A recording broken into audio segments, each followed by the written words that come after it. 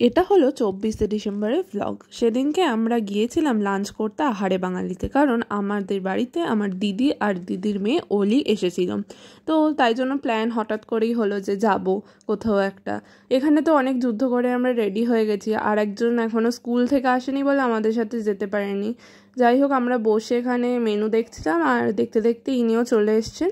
এবারে খাবারটা অর্ডার দেওয়া হলো ফিশ ফ্রাই, একটা ভেজ থালি, আর চিকেন ডাক বাংলো, আর মোরগ পোলাও, এগুলোই অর্ডার দেওয়া হয়েছিল। তারপর যথারীতি অনেক দেরি হয়ে গেছিলো, আমাদের সবার খিদে পেয়ে গেছিলো, আমরা খেতে শুরু করে দিই। তারপর দিদির কিছু কেনাকাটা ছিল, তার জন্য চলে গিয়েছিলাম হাতিবাগানে। হাতিবাগানে দিদি কিছু কেনাকাটা করলো, করে টোরে বেরিয়ে দেখি সামনে একটা ফুচকার স্টল। তো সেখান থেকে একটু ফুচকা খেলাম। ফুচকা খেয়ে তো আমরা সবাই বাড়ি চলে গিয়েছিলাম, কিন্তু আমি আর বোন একবার বেরিয়েছিলাম, আমাদের একটা দরকার ছিল বলে। আর এদিকে ডেকোরেশনটা দেখলাম খুব সুন্দর হয়েছে। আমাদের দিনটা এভাবেই কাটলো। দেখা হচ্ছে পরবর্তী ব্লগে।